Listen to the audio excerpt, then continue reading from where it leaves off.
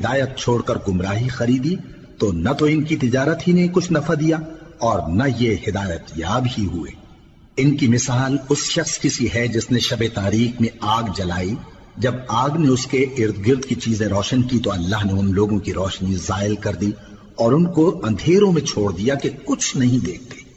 یہ بہرے ہیں، گونگے ہیں، اندھے ہیں کہ کسی طرح سیدھے رستے کی طرف لوٹ ہی نہیں سکتے۔ یا ان کی مثال میں کسی ہے کہ آسمان سے برس رہا ہو اور اس میں اندھیرے پر اندھیرا چھا رہا ہو اور بادل گرج رہا ہو اور بجلی کوند رہی ہو تو یہ کڑک سے ڈر کر موت کے خوف سے کانوں میں انگلیاں دے لے۔ اور اللہ کافروں کو ہر طرف سے گھیرے ہوئے ہے، قریب ہے کہ بجلی کی چمک ان کی آنکھوں کی بصارت کو اچک لے جائے۔ جب بجلی چمکتی اور ان پر روشنی ڈالتی ہے تو اس میں چل پڑتے ہیں، اور جب اندھیرا ہو جاتا ہے تو کھڑے کے کھڑے رہ جاتی ہیں۔ اور اگر اللہ چاہتا تو ان کے کانوں کی سنوائی اور آنکھوں کی بینائی دونوں کو زائل کر دیتا۔ بلا شبہ اللہ ہر چیز پر قادر ہے۔ لوگو، اپنے پروردگار کی عبادت کرو جس نے تم کو اور تم سے پہلے لوگوں کو پیدا کیا تاکہ تم اس کے عذاب سے بچو، جس نے تمہارے لیے زمین کو بچھونا اور آسمان کو چھت بنایا اور آسمان سے مے برسا کر تمہارے کھانے کے لیے انواع و اقسام کے میوے پیدا کیے۔ پس کسی کو اللہ کا ہمسر نہ بناؤ، اور تم جانتے تو ہو۔ اور اگر تم کو اس کتاب میں جو ہم نے اپنے بندے پر نازل فرمائی ہے کچھ شک ہو تو اسی طرح کی ایک صورت تم بھی بنا لاؤ، اور اللہ کے سوا جو تمہارے مددگار ہوں ان کو بھی بلا لو اگر تم سچے ہو۔ پھر اگر ایسا نہ کر سکو اور ہرگز نہیں کر سکو گے تو اس آگ سے ڈرو جس کا ایندھن آدمی اور پتھر ہوں گے اور جو کافروں کے لیے تیار کی گئی ہے۔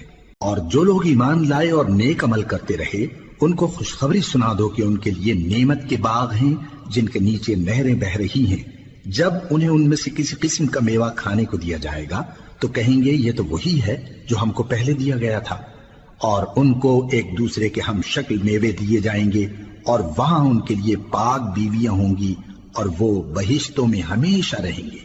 اللہ اس بات سے آر نہیں کرتا کہ مچھر یا اس سے بڑھ کر کسی چیز مثلا مکھی، مکڑی وغیرہ کی مثال بیان فرمائے۔ اب جو مومن ہیں وہ یقین کرتے ہیں کہ وہ ان کے پروردگار کی طرف سے سچ ہے، اور جو کافر ہیں وہ کہتے ہیں کہ اس مثال سے اللہ کی مراد ہی کیا ہے۔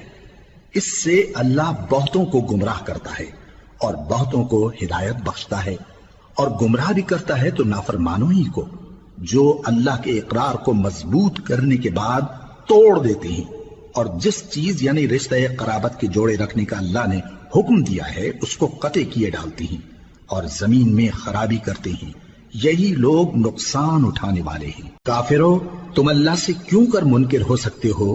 جس حال میں کہ تم بے جان تھے تو اس نے تم کو جان بخشی، پھر وہی تم کو مارتا ہے، پھر وہی تم کو زندہ کرے گا، پھر تم اسی کی طرف لوٹائے جاؤ گے۔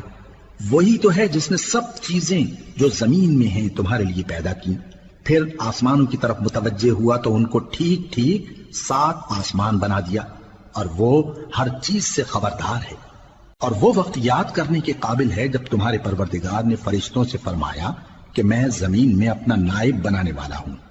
انہوں نے کہا، کیا تو اس میں ایسے شخص کو نائب بنانا چاہتا ہے جو خرابیاں کرے اور کچھ تو خون کرتا پھرے؟ اور ہم تیری تعریف کے ساتھ تسبیح و تقدیس کرتے رہتے ہیں۔ فرمایا، میں وہ باتیں جانتا ہوں جو تم نہیں جانتے۔ اور اس نے آدم کو سب چیزوں کے نام سکھائے، پھر ان کو فرشتوں کے سامنے کیا اور فرمایا کہ اگر سچے ہو تو مجھے ان کے نام بتاؤ۔ انہوں نے کہا، تو پاک ہے، جتنا علم تو نے ہمیں بخشا ہے اس کے سوا ہمیں کچھ معلوم نہیں، بے شک تو دانا ہے، حکمت والا ہے۔ تب اللہ نے آدم کو حکم دیا کہ آدم، تم ان کو ان چیزوں کے نام بتاؤ۔ سو جب انہوں نے ان کو ان کے نام بتائے تو فرشتوں سے فرمایا، کیا میں نے تم سے نہیں کہا تھا کہ میں آسمانوں اور زمین کی سب پوشیدہ باتیں جانتا ہوں، اور جو تم ظاہر کرتے ہو اور جو پوشیدہ کرتے ہو سب مجھ کو معلوم ہے۔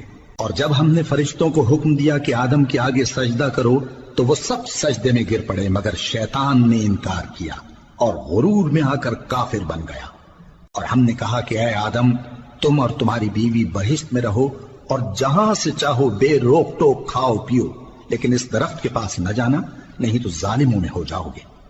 پھر شیطان نے دونوں کو اس درخت کے بارے میں پھسلا دیا اور جس عیش و نشاط میں تھے اس سے ان کو نکلوا دیا۔ تب ہم نے حکم دیا کہ بہشت بری سے چلے جاؤ، تم ایک دوسرے کے دشمن ہو، اور تمہارے لیے زمین میں ایک وقت تک ٹھکانہ اور معاش مقرر کر دیا گیا ہے۔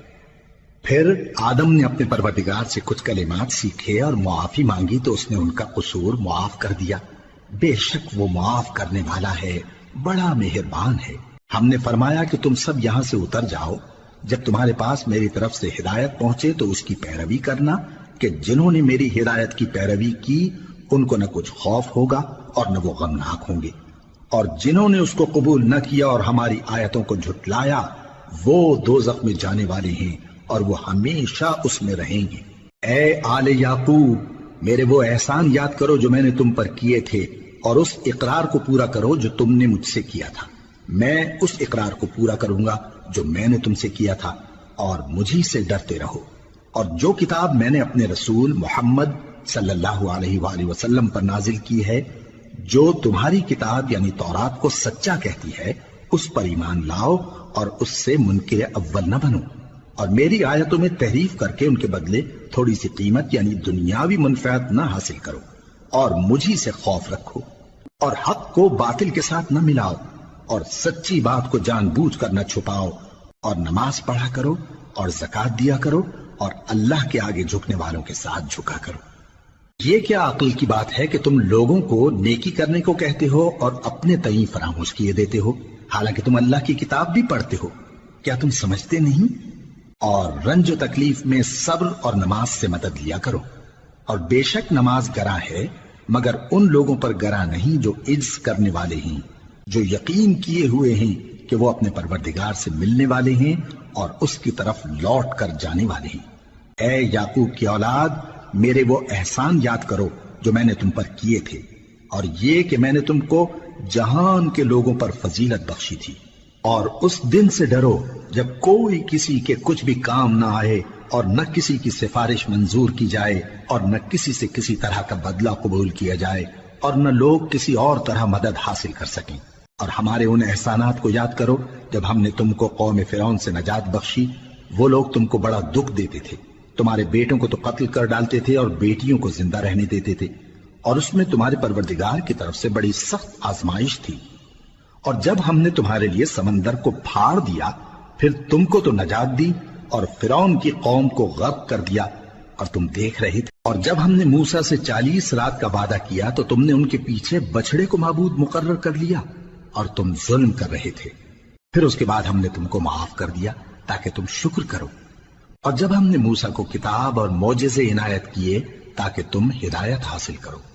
اور جب موسیٰ نے اپنی قوم کے لوگوں سے کہا کہ بھائیو، تم نے بچڑے کو معبود ٹھہرانے میں اپنی جانوں پر ظلم کیا ہے، تو اپنے پیدا کرنے والے کے آگے توبہ کرو، پھر اپنوں کو قتل کرو، تمہارے خالق کے نزدیک تمہارے حق میں یہی بہتر ہے۔